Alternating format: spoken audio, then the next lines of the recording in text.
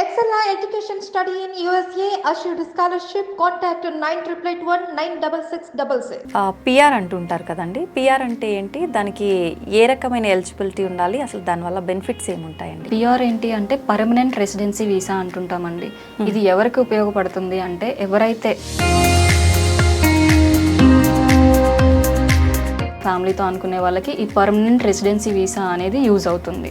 Okay, అసలు ఎవరెవరు eligible ఉంటారు, ఎవరు అప్లై చేసుకోవాలి అనుకుంటే ఇంకా ఉన్నట్లయితే కెనడా పిఆర్కి వీళ్ళు సెట్ అవుతారు. ఇంకా ఎటువంటి బెనిఫిట్స్ ఉన్నాయండి పిఆర్ వల్ల? పిఆర్ త్రూ ఎవరైతే వెళ్తున్నారో వాళ్ళకి కెనడా ప్రొవైడ్ చేస్తున్న బెనిఫిట్స్ ఏంటి అంటే ప్రైమరీ పర్సన్ చేసినంత ఈక్వల్గా వాళ్ళు కూడా అవర్స్ జాబ్ చేసుకునే ఛాన్స్ ఉంటుంది. ఐఎల్స్ అంటే ఏంటి? సో మనం ఇక్కడ నుండి అదర్ కంట్రీకి మూవ్ అవుతున్నాము అంటే మనకి మినిమం కమ్యూనికేషన్ స్కిల్స్ అయితే ఉండాలి కదా. ఉండాలి. సో దీనికి సంబంధించి ఏంటంటే మనకి IELTSలో మినిమం 6 ఇన్ ఈచ్ మాడ్యూల్ వచ్చినా కానీ మనకి PNP అంటున్నాను కదా, దానికి మనకి ఛాన్స్ ఉంటుంది. భార్గవి గారు, సిఆర్ఎస్ స్కోరు బాగుండాలి, ఖచ్చితంగా ఉంటేనే మనము ముందుకు వెళ్ళటానికి ఛాన్స్ ఉంటుంది అంటుంటారు కదా, నిజంగా అది కంపల్సరీ అంటే? మీ ఎలిజిబిలిటీ చెక్ చేస్తాం కదా, సో అందులో మనకి 400+ ఎవరికైతే వస్తుందో వాళ్ళ అప్లికేషన్స్ లైక్ డ్రాలో పిక్ అవడానికి ఛాన్సెస్ ఎక్కువ ఉన్నాయి. నమస్కారం, వెల్కమ్ టు ఐ డ్రీమ్. నేను మీ విజిత.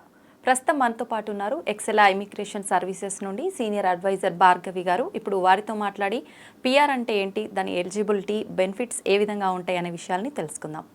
నమస్తే అండి. నమస్తే అండి. ఎలా ఉన్నారు భార్గవి గారు? బాగున్నానండి, మీరు? చాలా బాగున్నానండి. భార్గవి గారు, పిఆర్ అంటుంటారు కదండి. పిఆర్ అంటే ఏంటి, దానికి ఏ రకమైన ఎలిజిబిలిటీ ఉండాలి, అసలు దానివల్ల బెనిఫిట్స్ ఏముంటాయండి? ఈ పిఆర్ ఏంటి అంటే పర్మనెంట్ రెసిడెన్సీ వీసా అంటుంటామండి. ఇది ఎవరికి ఉపయోగపడుతుంది అంటే ఎవరైతే లైక్ ఫ్యామిలీ మొత్తం వెళ్ళి అబ్రాడ్ లైక్ కెనడా కావచ్చు, ఆస్ట్రేలియా కావచ్చు, వెళ్ళి సెటిల్ అయిపోదాం ఫ్యామిలీతో అనుకునే వాళ్ళకి ఈ పర్మనెంట్ రెసిడెన్సీ వీసా అనేది యూజ్ అవుతుంది. ఓకే. సో దీనికి మినిమం అసలు ఎవరెవరు ఎలిజిబుల్ ఉంటారు, ఎవరు అప్లై చేసుకోవాలి అనుకుంటే ఎవరైతే బ్యాచిలర్స్ డిగ్రీ చదివి మినిమం 2 years ఎక్స్పీరియన్స్ కనుక ఉన్నట్లయితే కెనడా పిఆర్కి వీళ్ళు సెట్ అవుతారు. ఓకే. అండ్ ఏజ్ ఫ్యాక్టర్ వచ్చేసి మినిమం మనకి 18 నుండి స్టార్ట్ అవుతుంది అండ్ 46 వరకు కూడా ఏజ్ లిమిట్ అనేది ఉంటుంది. ఇంకా ఎటువంటి బెనిఫిట్స్ ఉన్నాయండి పిఆర్ వల్ల? ఈ బెనిఫిట్స్ ఏంటి అంటే పిఆర్ త్రూ ఎవరైతే వెళ్తున్నారో వాళ్ళకి కెనడా ప్రొవైడ్ చేస్తున్న బెనిఫిట్స్ ఏంటి అంటే కిడ్స్ ఉంటారు కదా, వాళ్ళకి +2 అంటే 18 years వచ్చేంత వరకు ఎడ్యుకేషన్ అనేది ఫ్రీగానే ఉంటుంది వాళ్ళ కిడ్స్. ఓకే. సో ఒకవేళ వెళ్ళి ప్రైమరీ పర్సనే జాబ్ చేసుకోవాలా అంటే అది కూడా లేదు. ఎవరైతే తనకి డిపెండెంట్గా వెళ్తున్నారో వాళ్ళు కూడా ఫుల్ టైం జాబ్ చేసుకోవటానికి అంటే ప్రైమరీ పర్సన్ చేసినంత ఈక్వల్గా వాళ్ళు కూడా అవర్స్ జాబ్ చేసుకునే ఛాన్స్ ఉంటుంది. ఓకే. టోటల్లీ 5 years వీసా వస్తుంది. ఇందులో 3 years కనుక ఉన్నట్లయితే పర్మనెంట్ సిటిజన్షిప్ వస్తుంది. ఇన్ కేస్ సిటిజన్షిప్ వచ్చింది అంటే మనం 94 countries ట్రావెల్ చేసే ఛాన్స్ మనకు వస్తుంది. ఓకే. ఇన్ కేస్ ఒకవేళ మనం USA వెళ్ళాలి అని అనుకుందాం, లైక్ ఎట్లా అంటే వీసా ఇంటర్వ్యూస్ ఉంటాయి, దానివల్ల భయపడి ఆగిపోయే వాళ్ళు ఉంటారు.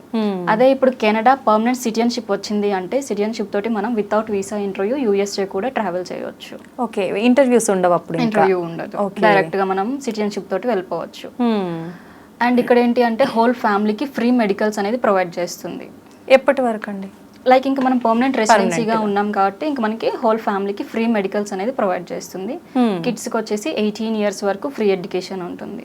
ఓకే. సో ఎందుకు ఇట్లాగా పర్మనెంట్ వాళ్ళకే ఇన్ని బెనిఫిట్స్ అంటే మనం అక్కడ ట్యాక్సెస్ పే చేస్తుంటాం కదా, సో మనకు వచ్చే బెనిఫిట్స్ కూడా ఆ విధంగానే ఉంటాయి.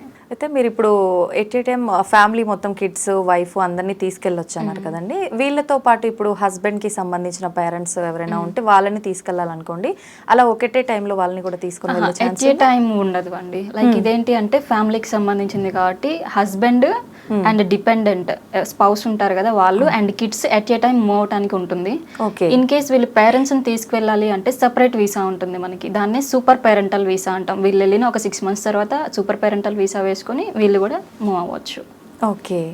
అయితే మనం ఇప్పుడు పిఆర్ ఈ ప్రాసెస్ అంతా మనం స్టార్ట్ చేసిన దగ్గర నుంచి ఎన్ని మంత్స్ లేదా డేస్ ఎంత టైం పడుతుందండి మనకి? మినిమం వచ్చేసి మనకి 6 to 8 months అయితే పడుతుంది. ఈ 6 to 8 months ఎందుకు, చాలా మంది క్లయింట్స్ ఏంటి అంటే ఎందుకు ఇంత టైం, ఇంకొంచెం త్వరగా మూవ్ అవ్వచ్చు కదా, విత్ ఇన్ 2 months అని ప్లాన్ చేసే వాళ్ళు కూడా ఉంటారు. బట్ కానీ ఇక్కడ ప్రాసెస్ ఏంటి అంటే ఫస్ట్ ఇనీషియల్ గా మనం ఒక ఎగ్జామ్ రాయాల్సి ఉంటుంది. దాన్నే మనం ఇంగ్లీష్ ప్రొఫిషియన్సీ ఎగ్జామ్ అని అంటాం, IELTS.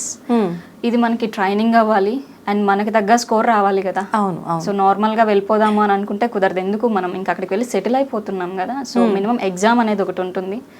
అండ్ మనం చదువుకున్న లైక్ క్వాలిఫికేషన్ ఉంటుంది కదా, అది కూడా లైక్ రికగ్నైజ్డ్ యూనివర్సిటీలో చేసామా లేదా అనేది కెనడా గవర్నమెంట్ నుండే చెకింగ్ అనేది జరుగుతుంది. ఓ, అన్ని చూసుకోవాలి. అన్ని ప్రాపర్గా ఉంటేనే మనం అక్కడ దాకా వెళ్ళగలుగుతున్నాము. సో స్టెప్ బై స్టెప్ ప్రాపర్గా జరుగుతుంది కాబట్టి మినిమం 6 to 8 months అయితే పడుతుంది. ఓకే, మామూలుగా మనం ఎక్సెల్ఆర్ తరఫు నుంచి అయితే 6 to 8 months అవుతుందండి. మరి అంటే బయట వాళ్ళతో కంపేర్ చేస్తే ఏంటండి బెనిఫిట్ ఏంటి?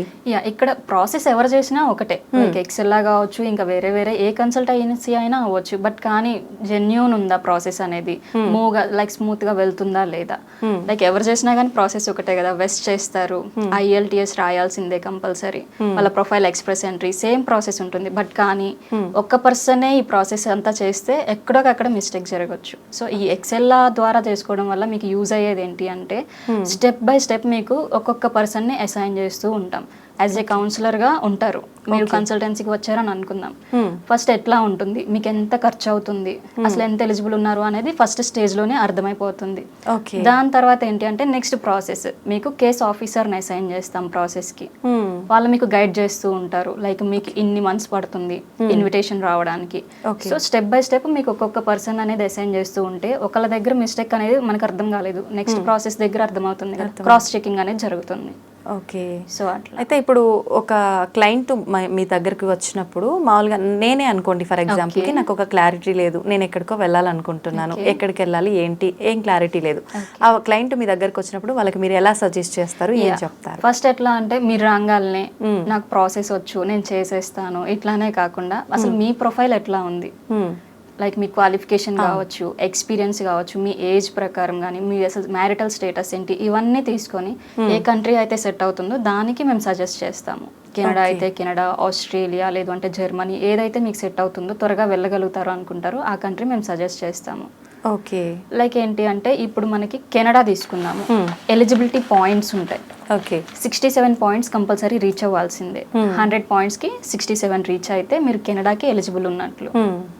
ఓకే, ఎక్కువగా ఎలాంటి అంటే మనకు PR రావాలంటే ఖచ్చితంగా ఇలాంటి ఎలిజిబిలిటీ ఉండాల్సిందే అని రూల్స్ ఏమైనా ఉన్నాయండి? మెయిన్గా నేను ఎందుకు ఇందా నుండి కెనడా అంటున్నాను అంటే ఆస్ట్రేలియా చేస్తాము, కెనడా చేస్తాం. బట్ కానీ ఈ కెనడాకి ఏంటి అంటే ఇన్ ఎనీ ఫీల్డ్ మీకు 2 years ఎక్స్పీరియన్స్ ఉంటే కెనడాకి eligible. Okay, so easy way అవుతుంది. మనం అబ్రాడ్ ప్లానింగ్ ఉన్న వాళ్ళకి ఏంటి అంటే కెనడా అనేది ఒక బ్యాక్ డోర్ అని చెప్పుకోవచ్చు త్వరగా మూవ్ అవ్వడానికి. సో దీనికి ఎలిజిబిలిటీ ఏంటి అంటే చెప్పాను కదా, లైక్ క్వాలిఫికేషన్ వచ్చేసి బ్యాచిలర్స్ డిగ్రీ ఉండి మినిమం 2 years ఎక్స్పీరియన్స్ కనుక ఉన్నట్లయితే మనం ఎలిజిబుల్ ఉంటాము. అండ్ ఏజ్ ఫ్యాక్టర్ వచ్చేసి 40 లోపు అయితే సరిపోతుందండి.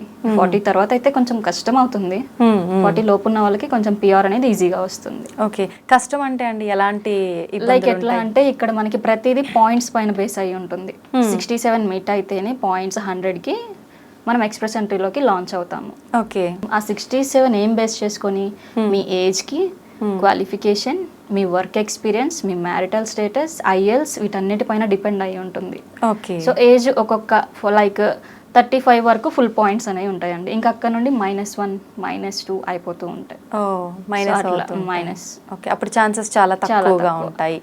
తక్కువగా ఉంటాయి, అసలు వచ్చే ఛాన్సే ఉండదు. తక్కువ ఉంటాయండి. లైక్ ఇప్పుడు ఎట్లా అంటే మీరు అడిగిన క్వశ్చన్, ఒకవేళ ఏజ్ 40+ ఉంది వాళ్ళకి ఏమైనా ఛాన్స్ ఉందా అంటే PNP అనే ప్రొవిన్సెస్ ఉంటాయండి. ఏంటండి PNP అంటే? ప్రొవిన్స్ నామినీ ప్రోగ్రామ్ అంటాము.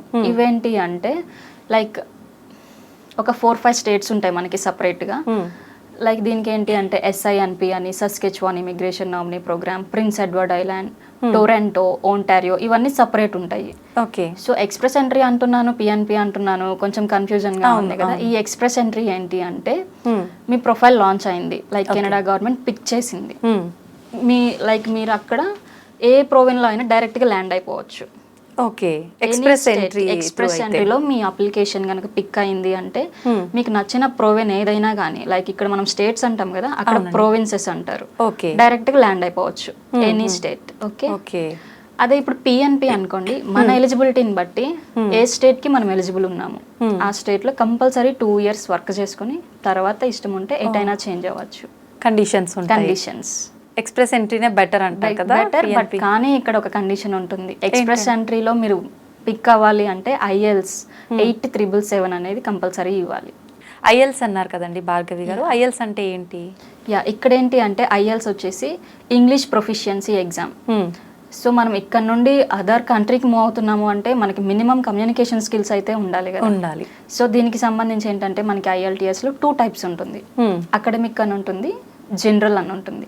ఈ అకాడమిక్స్ ఏంటి అంటే ఎవరైతే లైక్ బ్యాచిలర్స్కో మాస్టర్స్కో వెళ్తుంటారు కదా, స్టడీ పర్పస్ వాళ్ళు రాస్తూ ఉంటారు. ఓకే. ఈ పిఆర్ పైన వెళ్ళే వాళ్ళు ఏంటి అంటే జనరల్స్ రాయాల్సి ఉంటుంది. జనరల్స్ కొంచెం ఈజీ ఉంటుంది compare to academics. Okay. So ఈ జనరల్స్ లో ఏంటి అంటే టోటలీ 4 మాడ్యూల్స్ ఉంటాయండి. Listening, reading, writing and speaking. Me listening skills ఎట్లా ఉన్నాయి, మీ టాకింగ్ ఎట్లా ఉంది, ఓకే, మీ లైక్ రీడింగ్ ఎట్లా ఉంది. సో ఇవన్నీ పాయింట్స్ బేస్డ్ అనమాట. మినిమం 6 ఇన్ ఈచ్ మాడ్యూల్ వచ్చినా కానీ మనకి పిఎన్పి అంటున్నాను కదా, దానికి మనకి ఛాన్స్ ఉంటుంది. మనం ఎక్స్ప్రెస్ ఎంట్రీకి అయితే లిజనింగ్ 8, రిమైనింగ్ మాడ్యూల్స్ లో కంపల్సరీ 7 వచ్చినట్లయితే మన అప్లికేషన్ పిక్ అవుతుంది. చాలా తక్కువగా ఎలిజిబుల్ అవుతారు అనుకుంటాను దానికి. ఈ ఐఎల్స్ కి ట్రైనింగ్ ఇవ్వడానికి మన దగ్గర వెల్ ట్రైనర్డ్ ట్రైనర్స్ ఉన్నారు. సో ఎటువంటి ఇబ్బంది లేదు. మీకు ఇనీషియల్ స్టేజ్ నుండి ఎట్లా ఉంటుంది అనేది 1 మంత్ ట్రైనింగ్ ఉంటుంది. అండ్ మీకు నెంబర్ ఆఫ్ మాక్ టెస్ట్లు అనేవి ప్రొవైడ్ చేస్తారు, అక్కడనే మీకు కవర్ అయిపోతుంది. అండ్ ఫైనల్లీ మాక్ టెస్ట్లు అన్ని అయిపోయిన తర్వాత స్లాట్ బుక్ చేసుకుంటారు. కంపల్సరీ మీకు తగ్గ స్కోర్ అనేది రావడానికి ట్రైనింగ్ అనేది ఉంటుంది. ఇన్ కేస్ రాలేదే అనుకోండి, మళ్ళీ ట్రై చేసుకోవడానికి వెంటనే చేసుకోవచ్చా? ఉంటుందండి. 1 మంత్ తర్వాత మళ్ళీ మీరు రాసుకోవచ్చు. ఇన్ కేస్ మీకు తగ్గ స్కోర్ వచ్చింది అంటే ఆ స్కోర్ కార్డ్ అనేది 2 years వ్యాలిడిటీ ఉంటుంది. ఇబ్బంది ఏం లేదు, మీరు వెళ్ళటానికి 2 years వ్యాలిడిటీ ఉంటుంది. అంటే ఈ ప్రాసెస్ అంతా ఎలా ఉంటుందండి? దానికి మనం ఒకసారి వన్స్ రాసిన తర్వాత మనం ఆల్రెడీ పేమెంట్ చేస్తాం కదా దీనికంతా, మళ్ళీ నెక్స్ట్ టైం మళ్ళీ రాస్తున్నాము అంటే మళ్ళీ పేమెంట్ చేయాల్సి ఉంటుందండి. ఐఎల్స్ కి పేమెంట్ ఉంటుంది, ఎందుకంటే మనం గవర్నమెంట్ కి మళ్ళీ పేమెంట్ చేసి ఎగ్జామ్ రాయాలి అనుకుంటే రాస్తాం. సో నేను అడ్వైజ్ చేస్తుంది ఏంటి అంటే ఇన్నిసార్లు అమౌంట్ పే చేసుకుని రాసే కంటే ట్రైనింగ్ ప్రాపర్ గా తీసుకున్నాం అనుకోండి, ఓకే, ఒక్కసారి తోటే అయిపోతుంది. ట్రైనింగ్ అంటే మేమే ప్రొవైడ్ చేస్తాము ట్రైనింగ్ అంతా. ఓకే. అంటే ముందుగానే ఒక క్లయింట్ వచ్చినప్పుడు అంటే ట్రైనింగ్ తీసుకోవాలా లేదా అవన్నీ కూడా మీరు సజెస్ట్ చేస్తారా? క్లయింట్ బట్టి మనకు అర్థమవుతుంది కదా వాళ్ళ కమ్యూనికేషన్ ఎట్లా ఉంది, ఎంత ఐఎల్స్ స్కోర్ వీళ్ళకి రికమెండ్ చేయాలి, దాన్ని బట్టి మేము మిమ్మల్ని ఏ ట్రైనర్ అయితే మీకు సెట్ అవుతారు, సో ఇది మేము కన్వే చేస్తాము. ఓకే. అంటే లిజనింగ్ కి సంబంధించి లాంగ్వేజ్ ప్రాపర్ గా మాట్లాడటము ఇదంతా ఉంటుందండి, ట్రైనింగ్ ఉంటుందండి. ప్రతి మాడ్యూల్ మీకు ఈ ట్రైనింగ్ లోనే కంప్లీట్ అవుతుంది. అంటే ఎన్ని మంత్స్ ఉంటుంది ట్రైనింగ్? 1 month సరిపోతుందండి. 1 month సరిపోతుంది. ఓకే. అంటే కొంచెం డల్ గా ఉండే వాళ్ళు కూడా ఉంటారు కదా, అంత యాక్టివ్ గా లేకుండా. ఇక్కడ మీకు మాక్ టెస్ట్లు ఉంటాయి, డైరెక్ట్ పోర్టల్ ఇస్తారు, మీకు మాక్ టెస్ట్లు అన్లిమిటెడ్ ఉంటాయి. లైక్ ఒక క్లయింట్ ని బట్టి అర్థమవుతుంది కదా ఈ క్లయింట్ ఈ టైంలో రాయొచ్చు అనేది, వాళ్ళని అసైన్ చేస్తాం. భార్గవి గారు, సిఆర్ఎస్ స్కోరు బాగుండాలి ఖచ్చితంగా ఉంటేనే మనము ముందుకు వెళ్ళటానికి ఛాన్స్ ఉంటుంది అంటుంటారు కదా, నిజంగా అది కంపల్సరీ అంటారా? కంపల్సరీ అండి. అసలు సిఆర్ఎస్ ఏంటి అంటే కాంప్రహెన్సివ్ ర్యాంకింగ్ సిస్టమ్ అని అంటాము. ఓకే. ఇది అసలు ఎక్కడ యూజ్ అవుతుంది అంటే లైక్ మీ ఎలిజిబిలిటీ చెక్ చేస్తాం కదా, అప్పుడు మీ ఏజ్కి ఎన్ని పాయింట్స్ వస్తున్నాయి, క్వాలిఫికేషన్కి ఎన్ని పాయింట్స్, వర్క్ ఎక్స్పీరియన్స్కి ఎన్ని పాయింట్స్, మ్యారిటల్ స్టేటస్కి ఎన్ని పాయింట్స్, ఇవన్నీ క్యాలిక్యులేట్ చేసినప్పుడు మనకి 600కి కనుక మినిమం 400+ వచ్చినట్లయితే ఎక్స్ప్రెస్ ఎంట్రీ అన్నాను కదా ఇందాక, సో అందులో మనకి 400+ ఎవరికైతే వస్తుందో వాళ్ళ అప్లికేషన్స్ లైక్ డ్రాలో పిక్ అవడానికి ఛాన్సెస్ ఎక్కువ ఉన్నాయి. ఓకే. స్కోర్ని బట్టి డ్రా అనేది పిక్ అవుతూ ఉంటుంది. ఇందాక మనం ఐఎల్టీఎస్ టాపిక్ గురించి మాట్లాడుకున్నాం కదండి, అది కొంచెం టఫ్ అని కూడా చెప్పారు కదా, నిజంగా ఐఎల్టీఎస్ అంత టఫ్ అంటారా? సో ఐఎల్టీఎస్ టఫ్ అంటే ఇప్పుడు మీరు డైరెక్ట్ గా వెళ్ళి స్లాట్ బుక్ చేసుకొని రాసేయడం అనేది టఫ్. అసలు ఎట్లా ఉంటుంది ఏంటి అనేది తెలుసుకోకుండా 1 month ట్రైనింగ్ లో ఉంటున్నాము, 4 modules మనం నేర్చుకుంటున్నాము, మాక్ టెస్ట్ రాస్తున్నాం కాబట్టి ఫైనల్లీ నేను చెప్తున్నా కదా ఈజీ అవుతుంది అది మీకు. ఎందుకంటే ఇప్పుడు డైరెక్ట్ గా క్లయింట్స్ వస్తూ ఉంటారు, ఎగ్జామ్ ఏదన్నా మీరు కవర్ చేయగలరా అని అడిగే వాళ్ళు ఉంటారు. సో ఐఎల్స్ కొంచెం టఫ్ అని మా ఫ్రెండ్స్ చెప్తే విన్నాను, ఫ్యామిలీ మెంబర్స్ చెప్తే విన్నాను, మీరేమైనా కవర్ చేయగలరా, ఎగ్జామ్ లేకుండా వెళ్ళడానికి ఛాన్సెస్ ఉన్నాయా అని అడుగుతూ ఉంటారు. అలా కూడా అడుగుతుంటారు. అలా ఛాన్స్ ఉందండి? లేదండి. పిఆర్ పైన వెళ్ళే వాళ్ళు కంపల్సరీ ఐఎల్టీఎస్ లో జనరల్స్ రాయాల్సిందే. ఓకే. సో దానికి సంబంధించిన ట్రైనింగ్ అనేది మేము చూసుకుంటాం కదా. ఓకే. ఓకే. అంటే ఫస్ట్ అటెంప్ట్ కే దానికి సంబంధించిన స్కోర్ వచ్చే ఛాన్సెస్ అయిపోతుంది. ఓకే. అంటే ట్రైనింగ్ తీసుకున్న వాళ్ళకి ఎక్కువ ఛాన్సెస్. ఓకే. సో ఇప్పుడు చాలా మంది ఏంటి అంటే ఐఎల్స్ లేదు కదా అని వర్క్ పర్మిట్ అని ఉంటుంది, టెంపరరీ వీసా, దీని త్రూ వెళ్ళిపోవచ్చు కదా మేడం, ఏమన్నా హెల్ప్ చేయగలరా అని అడుగుతూ ఉంటారు. బట్ కానీ అది టెంపరీ వీసా కాదు కదా, మీరు వెళ్ళి సెటిల్ అయిపోయి అక్కడే ఉండాలి అనుకుంటే కనుక IELTS అనేది కొంచెం ఈజీగానే ఉంటుంది. ఏదైనా ఒక స్టెప్ వేస్తేనే కదా మనం ఏదైనా సాధించగలిగేది. సో అది ఇంకా మనకి ఎక్సెల్ తరఫు నుంచి ఎలాంటి బెనిఫిట్స్ ఉన్నాయండి? ఇక్కడ ఏంటి అంటే ఎక్సెల్లానే ఎందుకు అని మీరు కంపల్సరీ అడిగినట్లయితే మనకి ఎవ్రీ 6 monthsకి ఒకసారి ఎడ్యుకేషన్స్ ఫెయిర్స్ అనేవి జరుగుతూ ఉంటాయి. ఓకే సో చాలా మంది స్టూడెంట్స్కి ఏంటి అంటే అసలుకి అబ్రాడ్ ప్రాసెస్ ఏంటి, అసలు ఎట్లా స్టార్ట్ చేసుకోవాలి, ఈ థాట్ ఉన్నా కానీ కొంచెం మన లోపల టెన్షన్ వల్ల ఏమవుతుందో, ఏ కన్సల్టెన్సీని నమ్మితే ఏమవుతుందో, సో ఈ థాట్ వల్ల ఆగిపోయే వాళ్ళు ఉంటారు. సో క్లయింట్స్ లోకి కానీ లైక్ స్టడీ వీసా పైన వెళ్ళే వాళ్ళకి కానీ ఆ అవేర్నెస్ తేవడం కోసమే లైక్ MD గారు ఎవరైతే ఉన్నారో అరవింద్ అరసవిల్లి గారు ఎవ్రీ 6 monthsకి మనకి ఎడ్యుకేషన్స్ ఫెయిర్స్ అనేవి కండక్ట్ చేస్తూ ఉంటారు. అండ్ ఎక్కడికక్కడ మనకి అడ్మిషన్ డేస్ జరుగుతూ ఉంటాయి. అండ్ ఇక్కడ ఓన్లీ స్టడీ వీసాస్ మాత్రమే కాదు, PR సర్వీసెస్ దొరుకుతుంది, విజిట్ వీసాస్ చేస్తాము, అండ్ మీకు టూరిస్ట్ వీసాస్, డిపెండెంట్ వీసాస్, ఇట్లా నెంబర్ ఆఫ్ అన్నమాట ఏవైతే ఉన్నాయో అవన్నీ కూడా మీకు ఎక్సెల్లాలో అవైలబుల్ ఉంటాయి. ఓకే, మనకి ఎక్సెల్ బ్రాంచెస్ ఎక్కడెక్కడ ఉన్నాయండి? ఇప్పుడు ఇక్కడ మీరు ఆంధ్ర కావచ్చు, తెలంగాణ అండ్ దుబాయ్ ఉంది, మెయిన్ బ్రాంచ్ వచ్చేసి USA. సో ఇట్లా మనకి ఎక్కడికక్కడ బ్రాంచెస్ ఉన్నాయి కాబట్టి మీరు ఇక్కడే ఎన్రోల్ అయ్యాను, వీళ్ళతోటే మాట్లాడాలి, రేపు నేను వెళ్ళిన తర్వాత ఏదైనా ప్రాబ్లం వస్తుందా అనేది లేదు. ఓకే, సో మీరు వెళ్ళిన తర్వాత కూడా మా సర్వీసెస్ మీకు అన్నీ అందుతూ ఉంటాయి. దుబాయ్ లైక్ కెనడాలో కూడా మనకి టీం ఉన్నారు. సో మీ ప్రొఫైల్ని చూసుకునే బాధ్యత మాది. ఓకే, అంటే మా రెస్పాన్సిబిలిటీ అయిపోయింది, మీకు అప్పచెప్పాల్సిన అప్పచెప్పినాము అని కాకుండా ఫర్దర్గా వచ్చే ఇష్యూస్ని కూడా డీల్ చేస్తారు. సూపర్ అండి, నిజంగా అలాంటి ఒక మనకు ఉంది అని అంటే చాలా బాగుంటుంది, హ్యాపీ ఫీల్ అవుతుంటారు. కొంతమంది ఉంటారు అంటే వెళ్ళామా మన పని అయిపోయిందా, ఇంకా వాళ్ళ పని వాళ్ళు వీళ్ళ పని వీళ్ళు. PR మాత్రమే మేము చేస్తాం, మీకు అమౌంట్ అయిపోయింది PR వచ్చేసింది అని వదిలేయడం కాదు. PR వచ్చింది బట్ అక్కడికి వెళ్ళి మీరు సర్వైవ్ అవ్వగలగాలి కదా, జాబ్ ఏంటి నెక్స్ట్ అనేది చాలా మందిలో చాలా క్వశ్చన్స్ ఉంటాయి. ఇప్పుడున్న జాబ్ వదిలేసి వెళ్తున్నారు, అక్కడికి వెళ్ళిన తర్వాత రాకపోతే ఏంటి పరిస్థితి. సో అట్లాంటి వాళ్ళకి ఏంటి అంటే సర్వీసెస్ తో పాటు జాబ్ ఆఫర్స్ కూడా ఇప్పిస్తాం, జాబ్ ఇంటర్వ్యూస్ కూడా మేమే ప్రొవైడ్ చేస్తామండి. ఓకే, మీ రెజ్యూమే ఏదైతే ఉందో దాని మార్కెటింగ్ మేమే చేయిస్తాము. అంటే వెళ్ళాలని ఆలోచన ఉంటే మనకు జాబ్ కూడా సెట్ అయిపోతుంది మన దగ్గరకు వస్తే. భార్గవి గారు, ఈ ప్రాసెస్ అంతా ఎలా ఉంటుందండి, కొంచెం క్లియర్గా చెప్పరా? షూర్ అండి. ఇప్పుడు యాజ్ ఏ క్లయింట్ మీరు మా దగ్గరకు వచ్చారు, మీ ప్రొఫైల్ ఒకసారి చెక్ చేస్తాము, ఏ కంట్రీకి అయితే మీరు సెట్ అవుతుంది అనేది. Okay, so first eligibility checking అనేది ఉంటుంది, టెక్నికల్ ఇవాల్యుయేషన్ ఉంటుంది. సో అదేంటి అంటే పాయింట్స్ అనమాట, 100కి 67 వస్తున్నాయా లేదా. ఓకే, సో ఆ రిపోర్ట్ అనేది మనకి 24 to 48 hours లో వచ్చేస్తుంది ప్రాసెస్ టీమ్ నుండి. అంటే కంపల్సరీ 67 అండి, అంటే మనకు minimum eligibility points 67. Okay. So express entry FSW అంటాం, ఫెడరల్ స్కిల్డ్ వర్కర్ కింద వెళ్ళాలి అంటే ఈ 67 పాయింట్స్ అనేది కంపల్సరీ రీచ్ అవ్వాలి. ఓకే, సో అది అయిపోయిన తర్వాత ఏంటి అంటే మీ క్వాలిఫికేషన్ అంటున్నాను, మీరు ఏదైతే చదువుంటారో ఆ యూనివర్సిటీ అనేది as per the Canadian standard recognised యూనివర్సిటీనా కాదా అనేది చెక్ చేస్తారు. ఈ రిపోర్ట్ రావడానికే మనకి minimum 45 days to 2 months time పడుతుంది. ఓకే, ECA అనేది ఏంటంటే ఎడ్యుకేషన్ క్రెడెన్షియల్ అసెస్మెంట్, మీరు చదివిన యూనివర్సిటీ గురించి ఉంటుంది ఇది. ఓకే, దీని తర్వాత ఏంటి అంటే చెప్పాను కదా మీకు IELTS ఇంపార్టెంట్ అనేది. అవును. సో ఈ IELTS స్కోర్ కార్డ్ వస్తుంది మనకి. ఈ WES అండ్ IELTS ఈ రెండు కంప్లీట్ అయిపోయిన తర్వాత మీ ప్రొఫైల్ని ఎక్స్ప్రెస్ ఎంట్రీలోకి లాంచ్ చేస్తాము. అసలు ప్రాసెస్ ఇక్కడ స్టార్ట్ అవుతుంది. ఓకే, సో ఇక్కడ ఏంటంటే ఎక్స్ప్రెస్ ఎంట్రీలో ఎవ్రీ 15 daysకి ఒక డ్రా జరుగుతుంది, మంత్లీ 2 draws. సో ఇక్కడ మీ ప్రొఫైల్ వచ్చేసి పూల్లో 1 year వ్యాలిడిటీ ఉంటుంది. ఓకే, సో ఇక్కడ మీకు CRS స్కోర్ అనేది యూజ్ అవుతుంది.